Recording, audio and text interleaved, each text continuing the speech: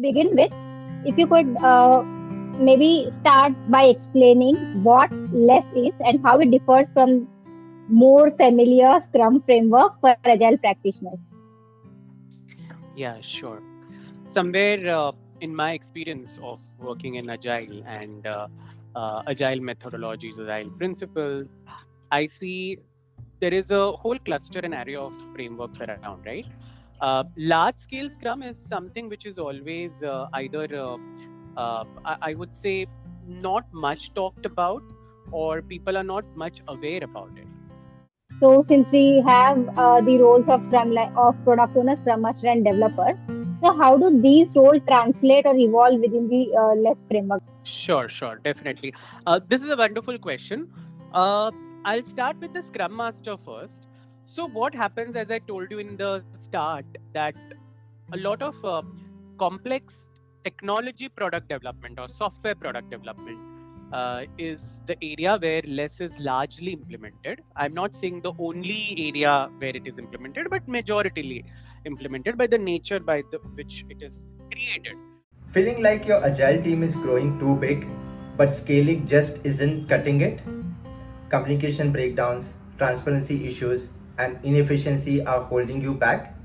Relatable, right? In this episode, we explore the LESS framework, a powerful alternative for scaling agile practices to large product teams.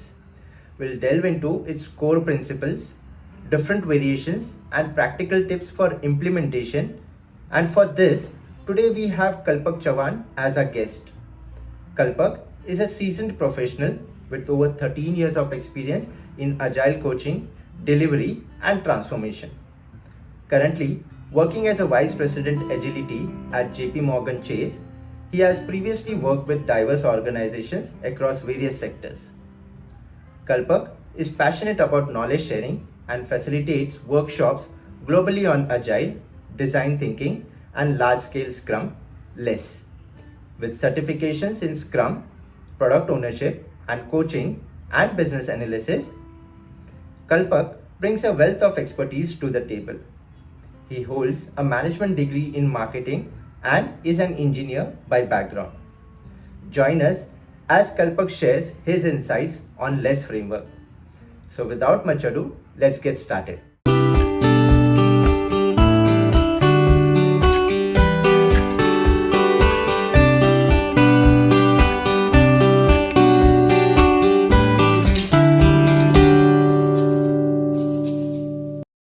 Hello, Kalpak. Welcome to the podcast by Agile Coaching Roundtable. It's a great pleasure having you on our show. Welcome to the show. Thank you so much for joining us today. Thank you, Ramya. Hello, everyone. And uh, thank you, Ramya. Hi, Vivek. Thank you for inviting me actually for this session. It's a pleasure to connect with you both like every time on n number of agile related topics that we keep discussing. But this is amazing. Thank you. Thanks for inviting. All right, it's our pleasure indeed. So today we want to have a conversation with you on your expertise, that less framework. So we want to learn from you what less framework is all about, and if you can explain to our viewers and listeners about less framework, that would be really helpful because there is a lot of buzz around the framework, but then not many are aware about this framework. So to begin with, if you could maybe start by explaining what less is and how it differs from more familiar Scrum framework for agile practitioners. Yeah, sure. First of all, I would like to really appreciate the fact that you all brought less framework in in this forum and any agility discussions, because somewhere in my experience of working in agile and agile methodologies, agile principles, I see there is a whole cluster and area of frameworks around, right? Large scale Scrum is something which is always I would say, not much talked about, or people are not much aware about it.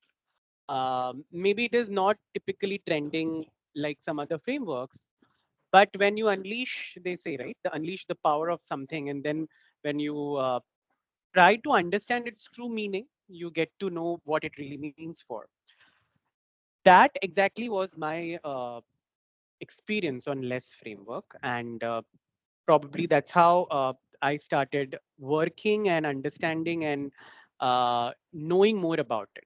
But before I tell you about what is less framework, let me speak a minute on why do we need a framework like less.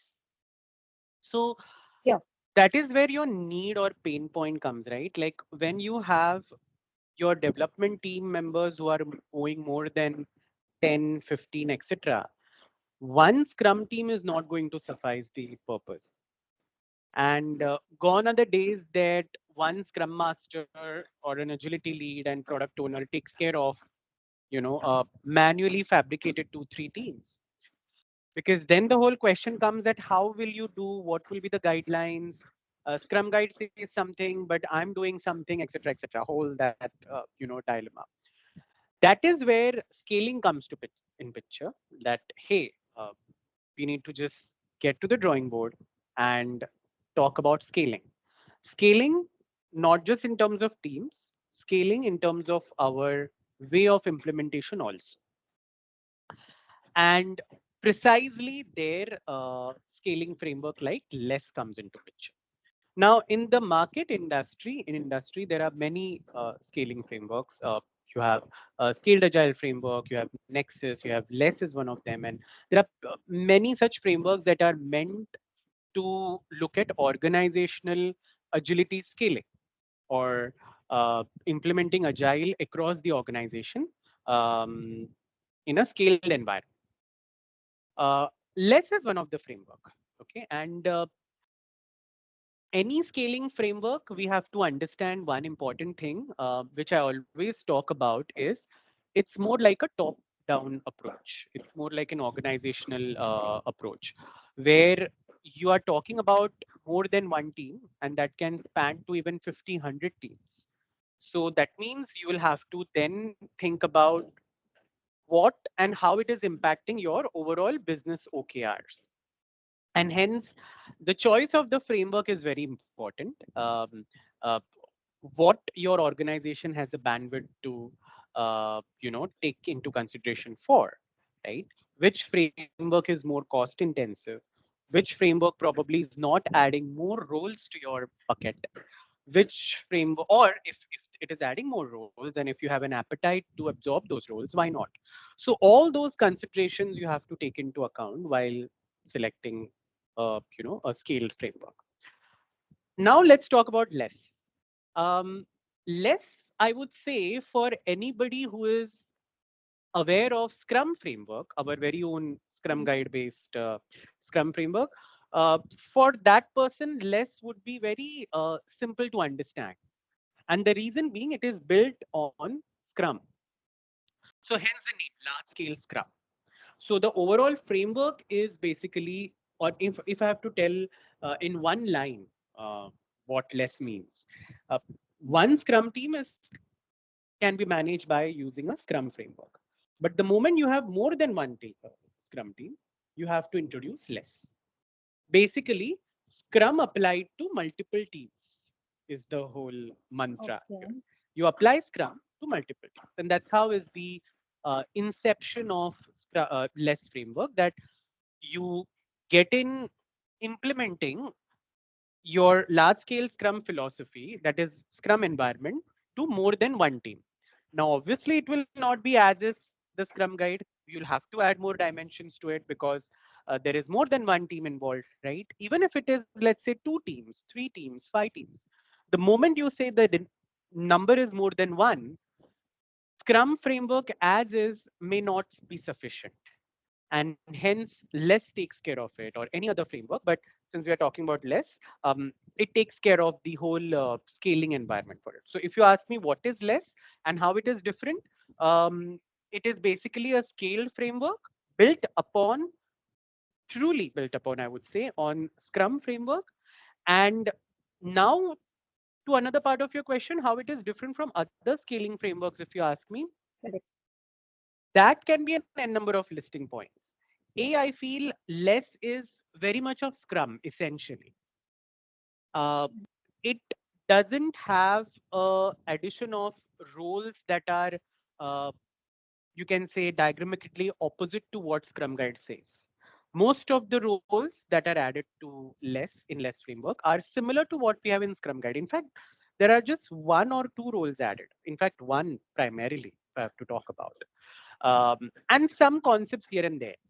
But it is very much based on your Scrum fundamentals. Hence, probably it is relatively easier to understand than if I talk about, let's say, scaled agile framework, which is more of an organizational transformation ecosystem, because there you have many more elements associated with transformation. Whereas less, yes, less also talks about organizational transformation, but more in terms of I would say complex product development or complex solutioning. Um, you can quote me on this. By my experience, less is more relevant, I feel, to the complex IT product development, if I will.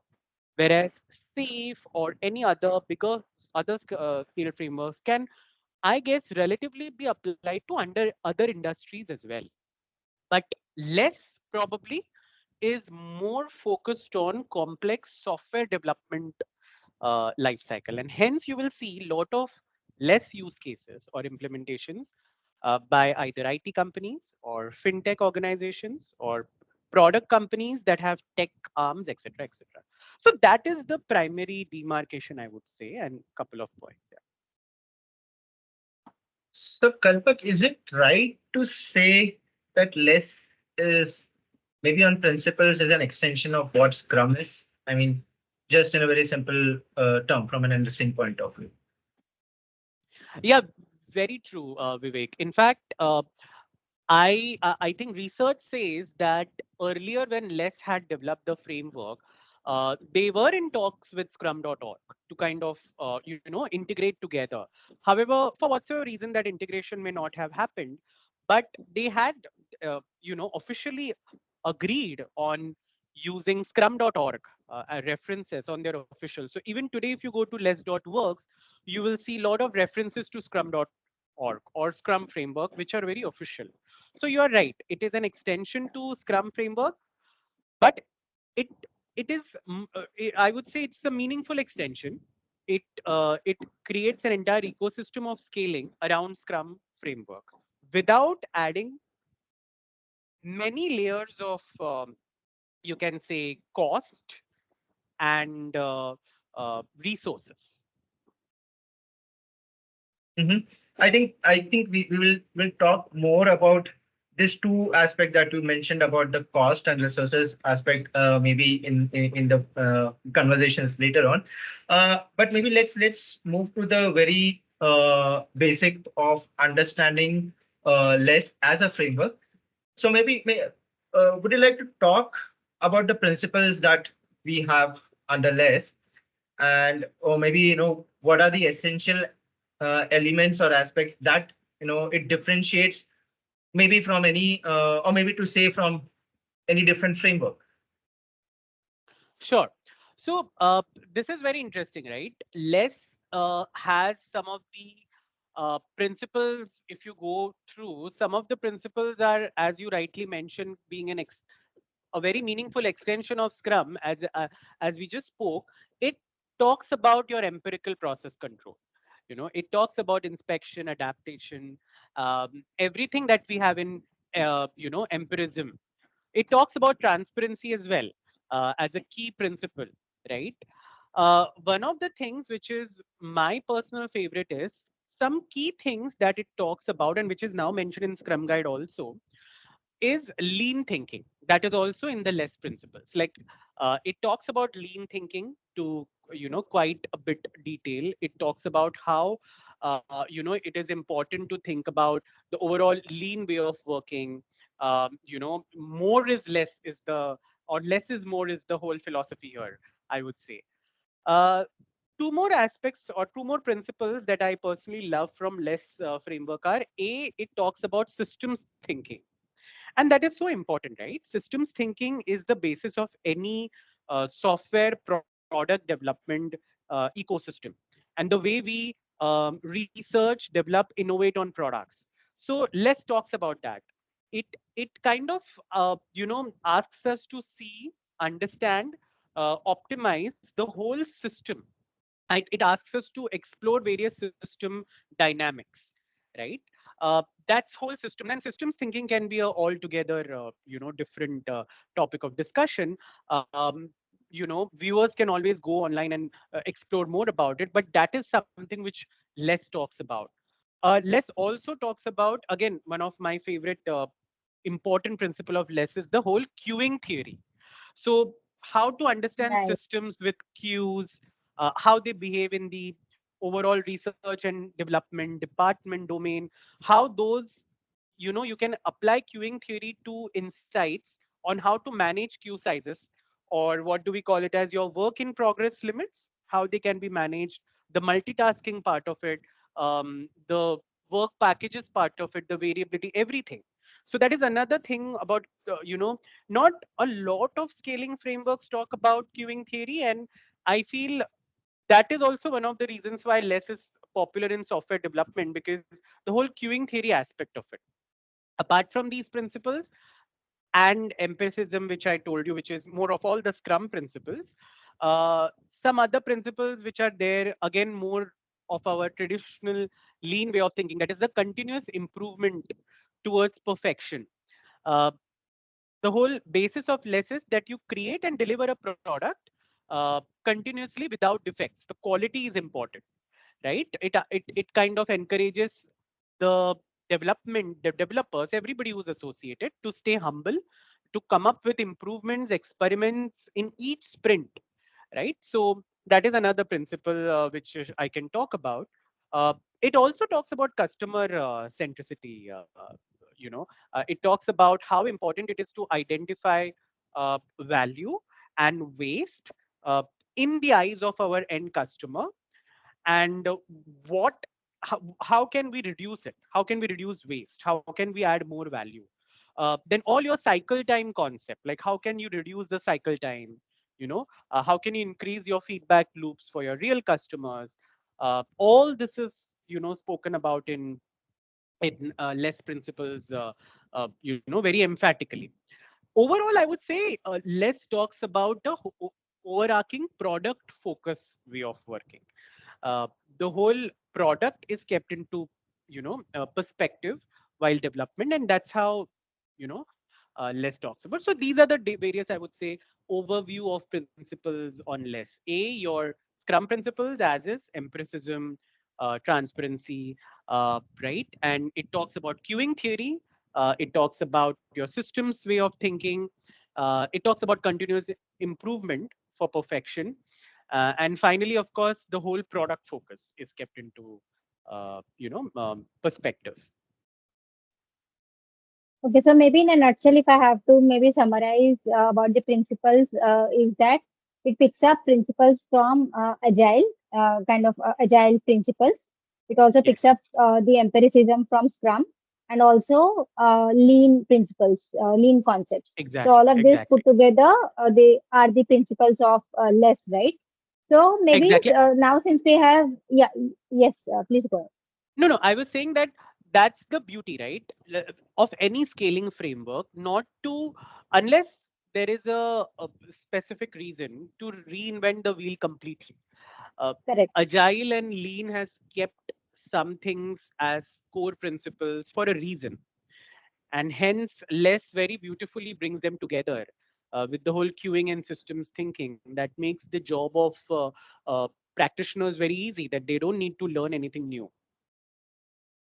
Exactly. And I completely agree on that part because the more new concepts that we bring in and more things that we bring for the practitioners, the more clutter it becomes. And it kills the essence of being agile, right? So we already have our own set of values and principles for agile. Then framework brings in its own set of principles and values. Then it becomes lot of more clutter when we say that we have to like you mentioned reinventing the wheel, right? So yes, that makes a lot of sense. And since we have spoken about in brief what less is, and we've also spoken about the principles, now what I want to understand about is the elements of less, the way we have elements of, say, for the understanding purposes, Scrum elements. Similarly, we obviously will have elements of less framework.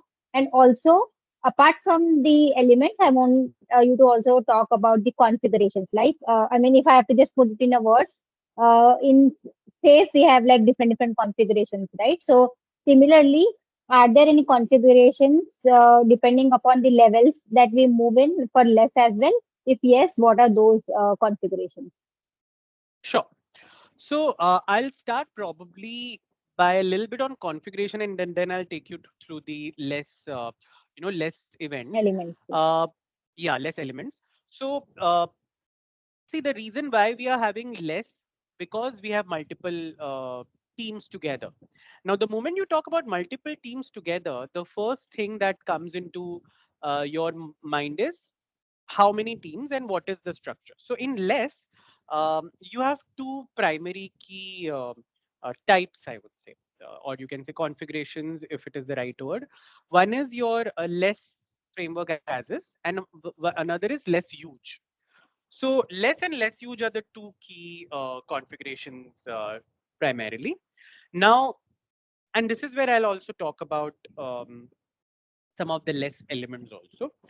Now, when it comes to the three important, what do you say, aspects of any framework, like when we talk about Scrum framework, you have your Scrum roles, you have your Scrum artifacts, and you have your Scrum events.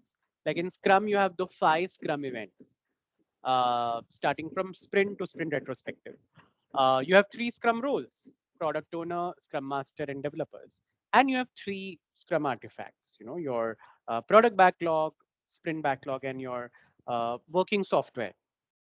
Now, when it comes to large scale Scrum, all this Scrum, you can say 3 pillars are as is. There is no change to it. There is just one addition to it. I would say two, three couple of additions, and I'll take you through. One addition is is in the events or the ceremonies or meetings, whatever you want to call it as. So product backlog refinement becomes a official, less event, which Scrum Guide has not meant it as a mandatory Scrum event. It says that you can have a product backlog refinement on an ongoing basis as need be, to refine and ensure that the PBR product backlog is in a transparent state. But less has it mandatory as a less event. The reason why this is mandatory is also by the very nature scaling is. It is very important because we have multiple teams together. If we don't refine the backlog, it would be very difficult to ensure that the teams and the users have a ordered, refined, very true to your actual industry backlog. So that's where PBR becomes a very mandatory practice, and large scale Scrum prescribes it to have it. So that is one additional event, I would say. Now let's come to roles. Role, there is an additional role here, as I was talking about. This role is called as a area product owner. Now this role is a part of large scale Scrum huge.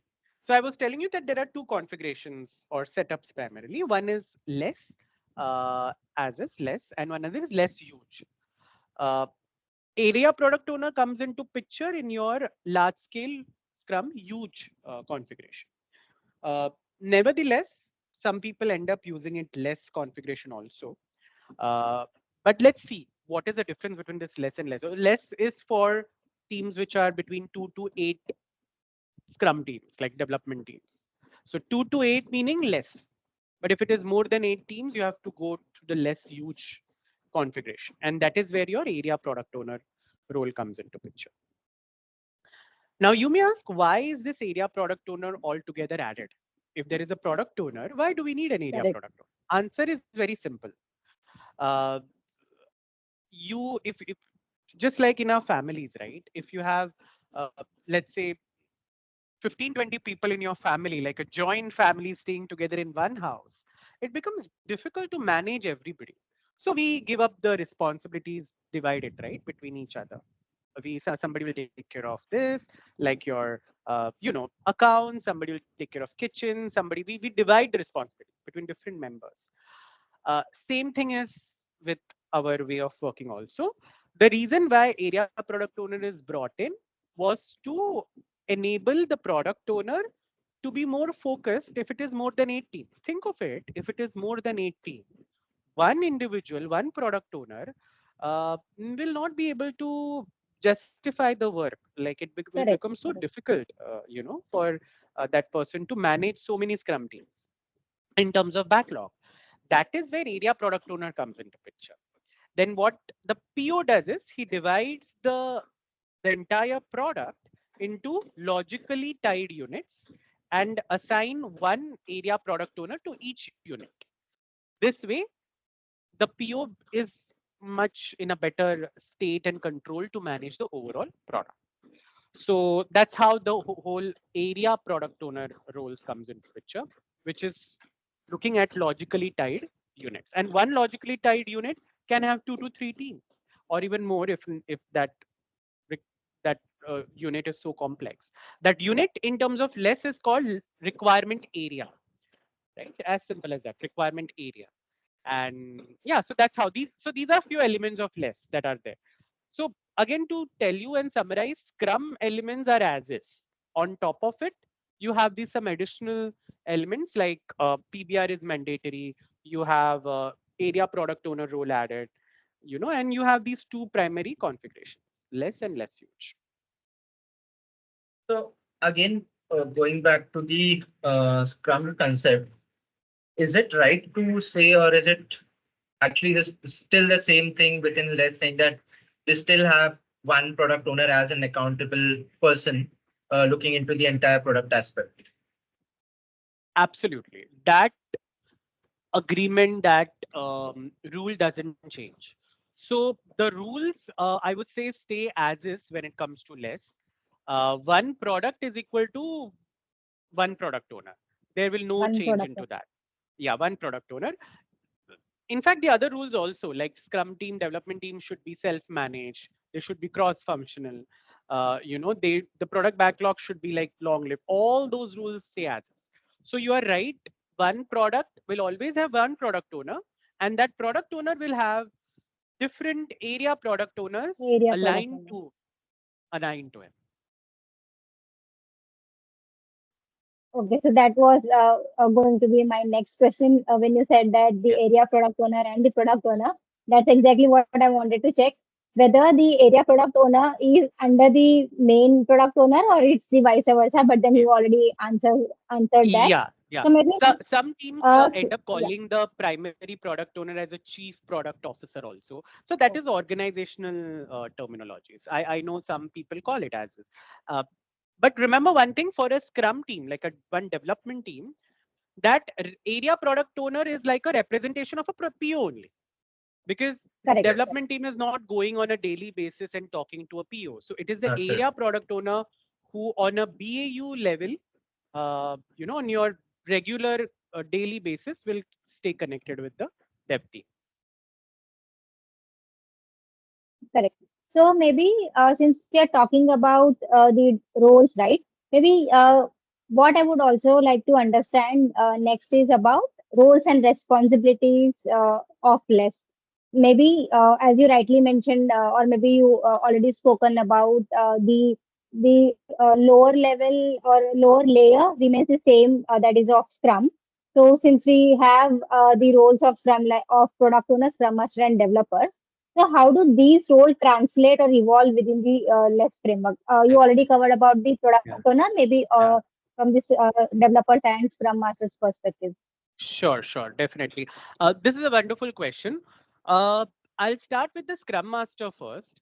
So what happens, as I told you in the start, that a lot of complex technology product development or software product development is the area where less is largely implemented. I'm not saying the only area where it is implemented, but majority implemented by the nature by the which it is created.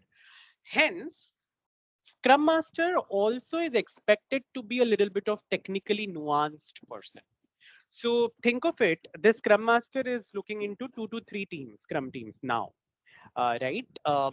So it is understood that probably one requirement area, which will have one area product owner, can have one or even more than one Scrum Master, but generally one Scrum Master can take care of 2 teams, right? But of course, if you're letting one Scrum Master handle 3, 4 teams, then it is quite a stretch for a Scrum Master. But 2 teams is a very much a norm in the industry. Now, let's talk about what a Scrum Master roles.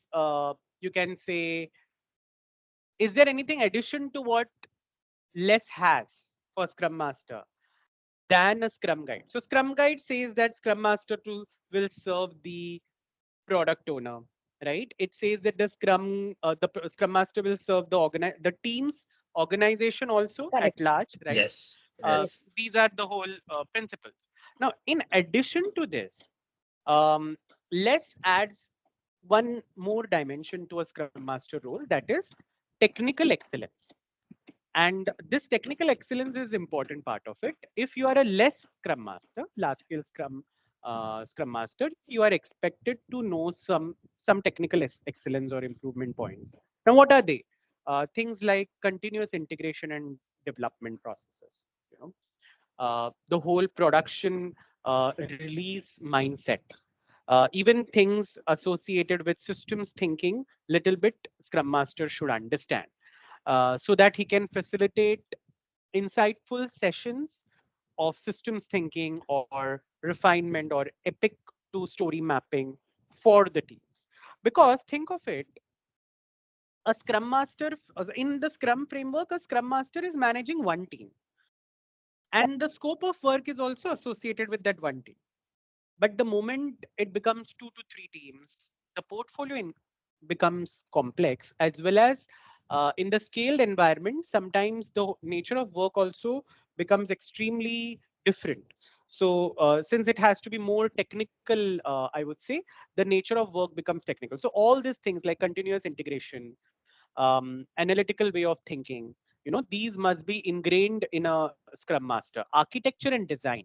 A Scrum Master is expected a little bit to understand the design ecosystem, the architecture, what are the upstreams, what are the downstreams, how are the upstream downstreams are connected to your actual layer, what is the UI database, all these things. So they should know, what is the overall architecture and ecosystem design part of it. Scrum Master should also understand about quality part of it, like how is the testing done by the teams, is it automated, right? He should also coach the teams on, hey, how can we automate more, uh, how can we make better performance test cases, etc. He should also coach the teams on peer review. Like, let's say if I'm developing the code, I'm writing some code, but let's say my code, uh, the branch of my code, and again, this is little complex, but allow me 30 seconds.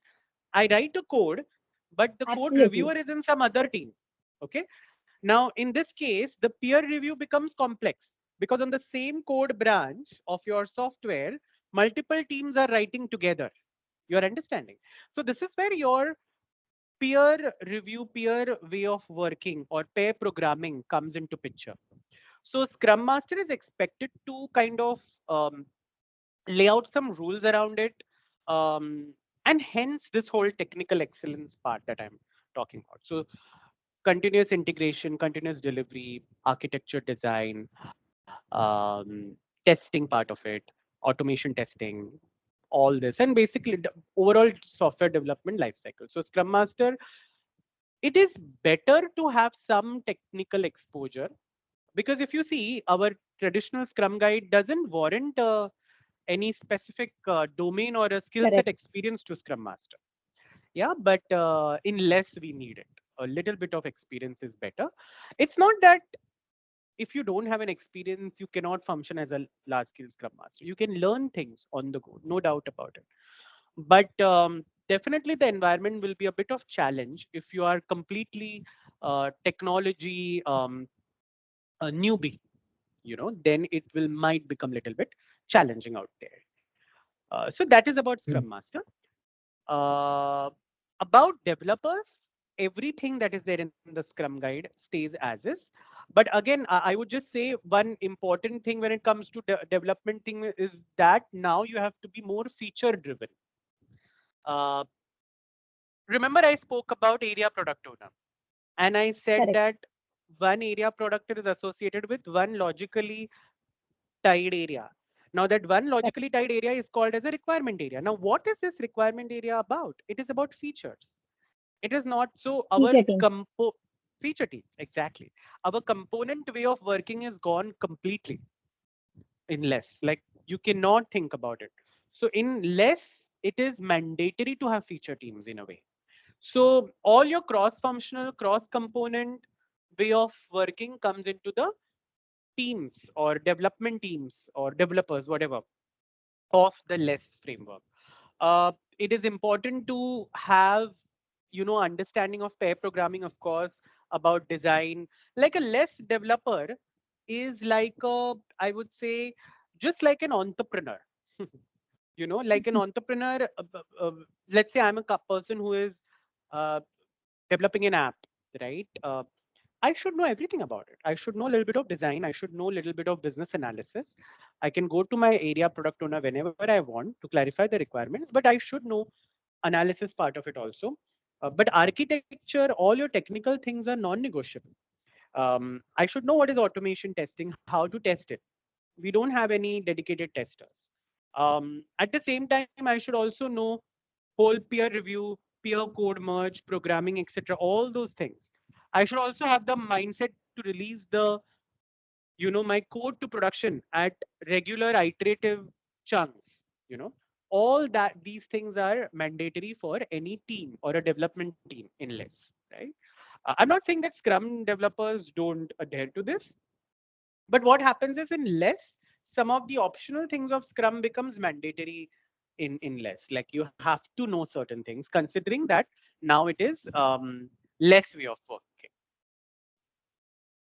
So you have kind of opened a jar of worms with so Yeah, many questions. I'm sure even Vivek has so many questions like me. sure.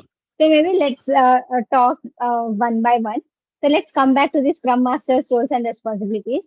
And Sure. the question that I'm asking, the reason why I'm asking is many of the Scrum Masters in today's day and age, they want to, or many people want to transition into IT and become Scrum Masters, right? So people from non-IT to IT, just because they want to get into IT and work as a Scrum Master because it is like non-technical role, and there is no need to have a technical expertise, no need to write code or so and so forth things.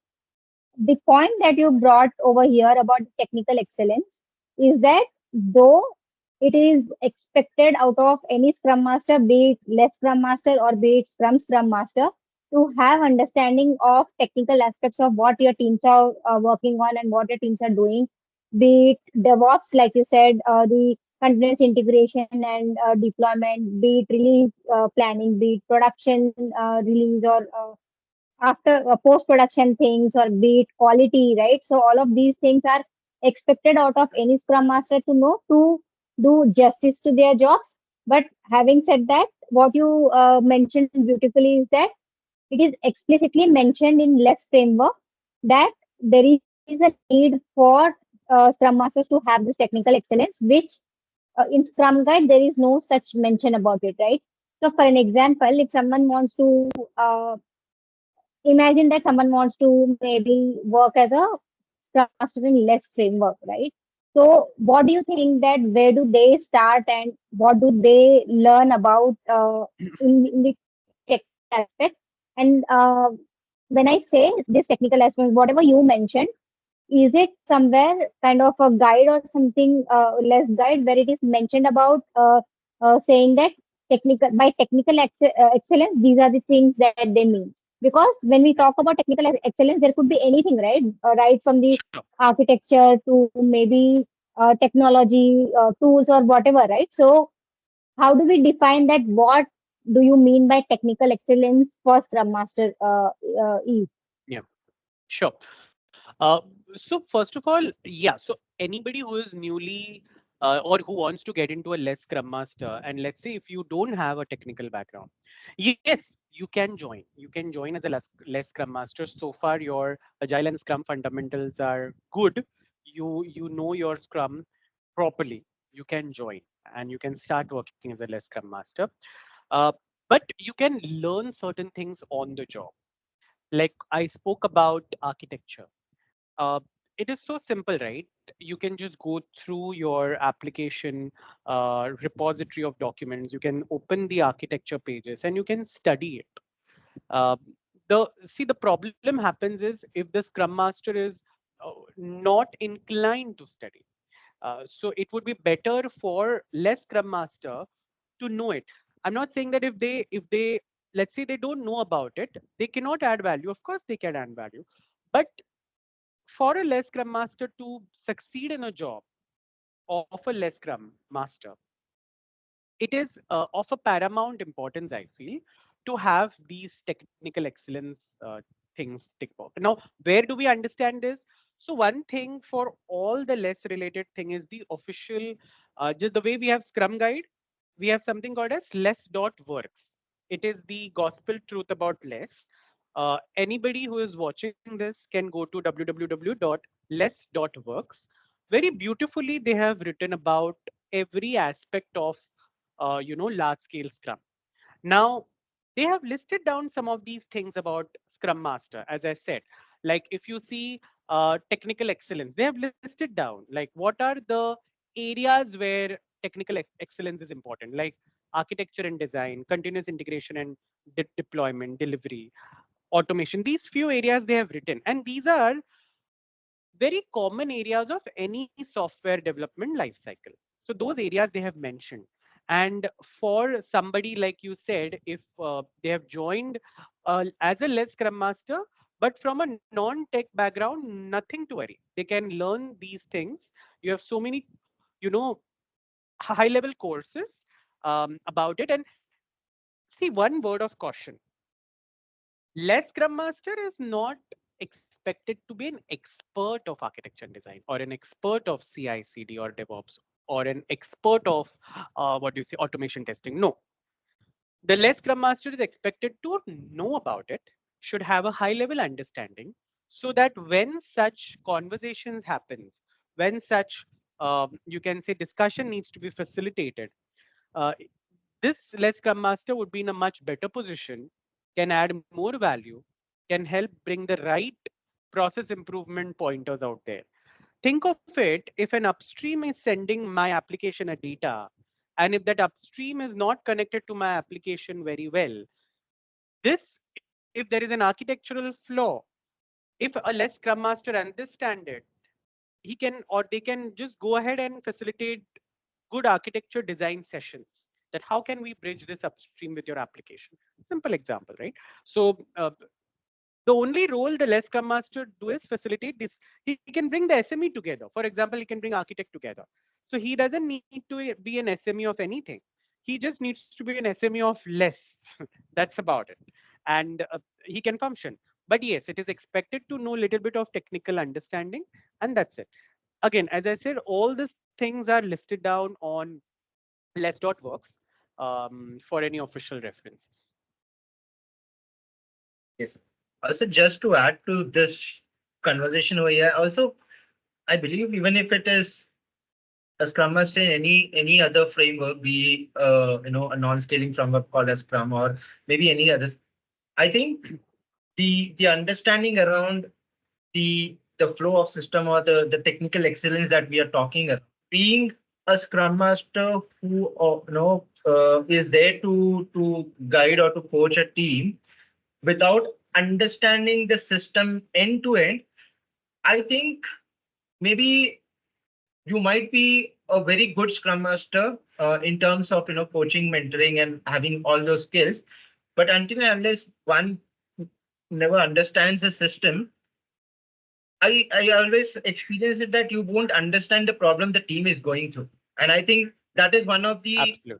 one of the main important thing as a Scrum Master when the team goes through certain challenges, how you are going to facilitate or how you are going to ensure that they are capable enough to uncover those problems by themselves.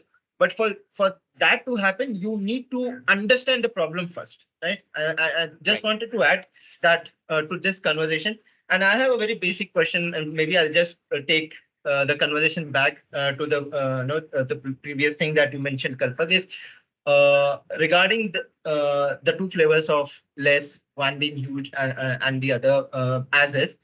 As you mentioned, maybe if it is 2 to 8, maybe you can go, people can go with as is. But if it is going beyond 8 Scrum teams, maybe go ahead with huge.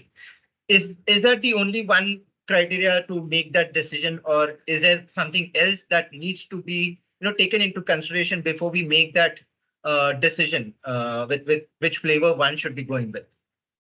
Yeah, I think number of teams, as per my understanding, is the primary criteria, because the moment you have more, the other criteria, of course, it is connected to your overall number of teams. Way of thinking is what, how many requirement areas you would have. Let's say your product doesn't really have the concept of requirement area, and your product is just built on uh, one initiative or a primary initiative which will have epics, then probably less can work.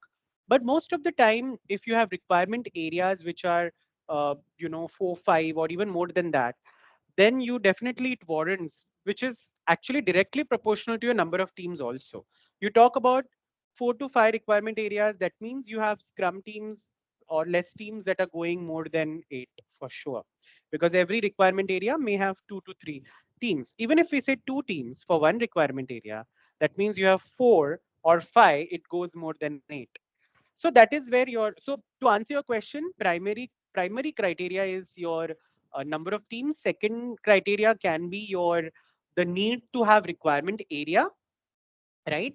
Like, Vivek, not every product would have the need to have separate requirement areas. Yeah, you can go as is. You can just focus on having uh, one requirement area as an overall arching requirement area. And let's take an example. Let's say you are creating a e-commerce website.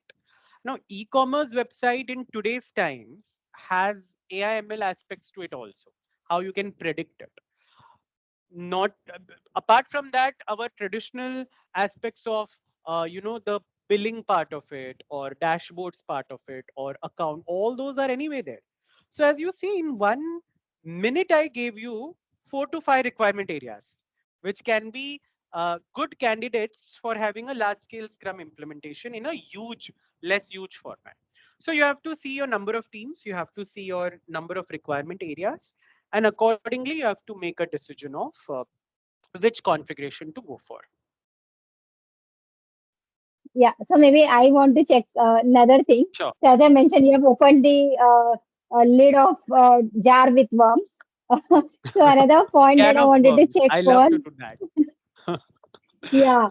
So what I wanted to also check was on the feature-based teams, right?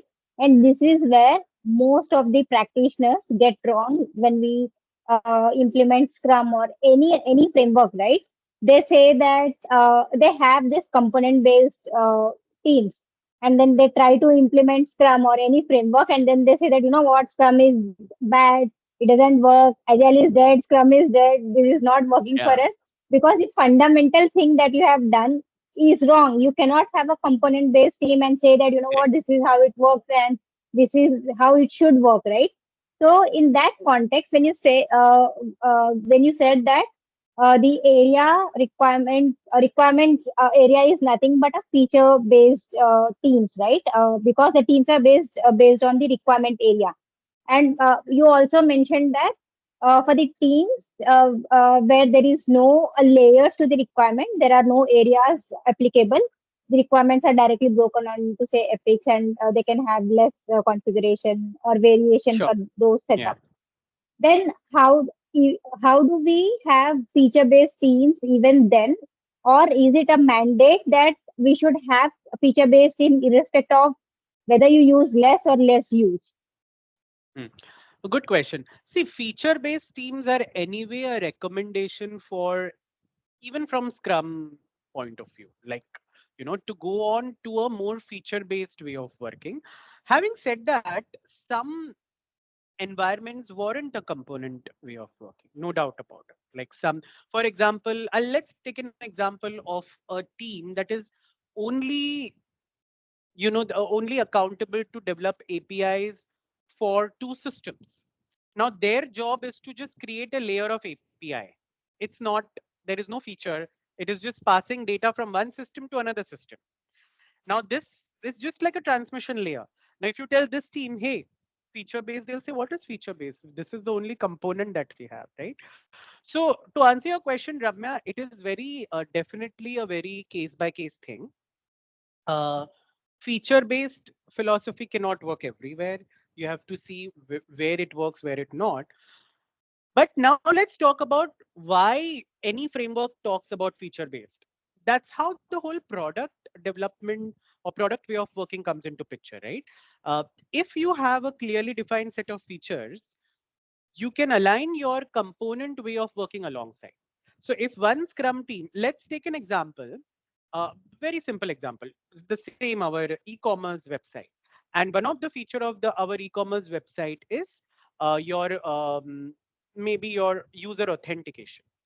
Now today as we speak, user authentication has so many layers of you have your authentication based on your, there are sometimes companies SSO. There is sometimes the personal logins of the members. There are sometimes authentication which are based on, some other credentials which are based on the device, etc., etc. Now, these are also features, maybe sub features. Now, a Correct. development team will have various components associated with this. One is your UI component, one is your database layer, database component, one is your API layer or API component. So see how what are we doing with one feature? We are aligning the component. That's how, or that's the way of working globally in any way. So if you have an opportunity to work in a feature based team format, you should go for it in order to have a better, software development. Uh, and I would say adding more value to your user. Think of it, if an area product owner, if truly wants to bring value to your end users, it would be more logical to have feature driven releases, more feature driven teams rather than components, right? And that is the only philosophy, nothing else. Now to come to your question, yes, it is recommended, of course, but you cannot mandate it. Because as an example I gave you, some examples are very different, so there this may not work. So it is a recommended approach, feature based way of working. And um, again I would say the product owner along with the area product owners and their tech counterparts, whoever are there, like engineering leads or of the organization or tech directors, they come together and they should make these key important, the leadership also should make the key important decisions, that what kind of teams we would be apt, right? Should we go for feature based, should we go for component based, or whatever it is. So it would be very situational, but less recommends feature based. Okay. Uh, so Kalpab, I think, I mean, well, maybe as we started a conversation before, starting this recording, as we were discussing that, we should have multiple series on this framework. I think that we will continue with our conversation. But for today, I think we have just touched at a very surface level of understanding less, and I would say not even entire surface of from a basic point of view. But before we just let you go, and just wanted to understand, or maybe would you like to share your thoughts around certain misconceptions around the framework that you have experienced or you have come across, which you would like to just share with all our listeners? Sure. I think the biggest misconception is about, I would say that the framework uh, is difficult to implement because you have some additional things added to it. So it is assumption that and this assumption would be by senior leaders. But as I said, I just few minutes back we spoke about, not much is added to your core Scrum. Apart from one role here and there, and maybe PBR, which is already there, you are making it mandatory. Not much is added. So this assumption is, I would say, very incorrect to assume that less is making things complex. Uh, Second thing is also, as I said, less is, I wouldn't say it's an assumption or a myth, but a lot of uh, teams uh, just take into granted that less is only Scrum. Uh, but yes, less is Scrum. Scrum is an important part of less. It's in fact 60% Scrum, I would say. But the remaining 40% is some additional scaling aspects of it, like your systems thinking, queuing theory. I have not seen many frameworks talking about it. Maybe in one of the future series, Vivek, we can double click on this whole queuing theory aspect, because that Exactly. brings your product development way of working in a much smarter way. Today, every other industry application, which is counted in the top 10, in products in the world, they have systems thinking and queuing theory ingrained in them, right? And large scale Scrum talks about it. So that is another thing which I would like to say, important. And third, I also said a few things, right? Like less um, is a framework that can be adopted, just, or rather, this is not just about less. I would say any scaling framework. Uh, it's not. It's just like shopping mart. You just go there and you choose it. No, I would say, and this is a request to the senior leaders, analyze carefully. Less may work for Correct. you, but if you feel that there is another framework that makes justice to your entire organizational, then go for it. So this selection of the scaling framework is important, and you have to analyze it well.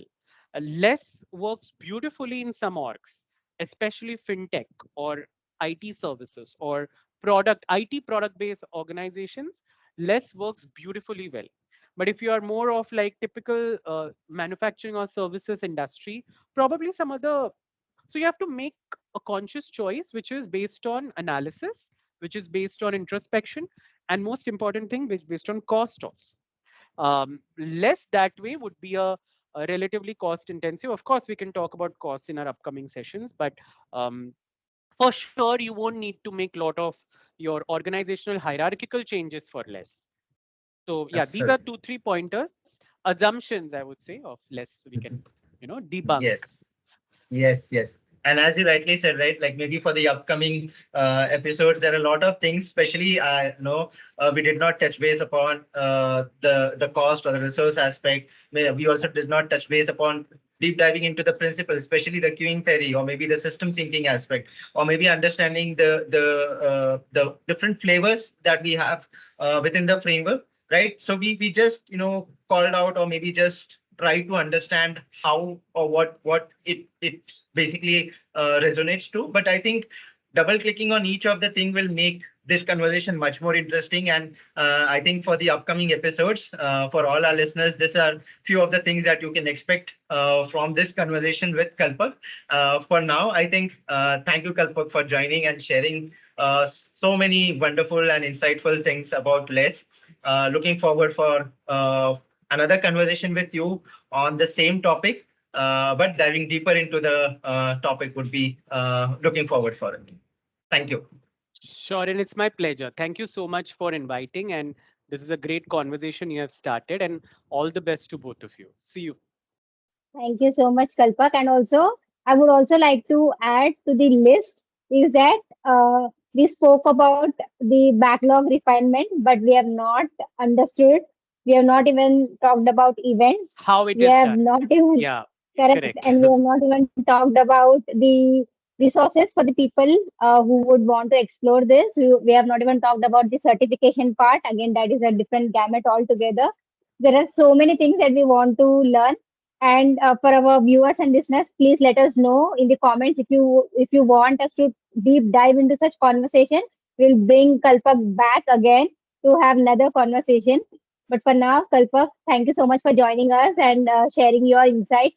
As usual, I think you have done so many sessions with us, be it the webinars or be it now the podcast. So it is always good to learn so much from you. Thank you so much for joining us today. I think kudos to both of you. the heritage that, or I would say the legacy that you all are building for all the agile aspects. I think that is going to be long lived. So thank you to also both of you for making all of us this whole agile learning so easy. And thanks for inviting me. Thank you. Thank you. Thank you so much for watching this episode patiently till the end. We hope you enjoyed the episode. We'll meet you again in the next episode. Till then, if you like our podcast show, then do like, share, subscribe, and let us know your feedback in the comment section. You can also listen to the episodes on Spotify, Apple Podcasts, Google Podcasts, Amazon Music, and Audible. Thank you.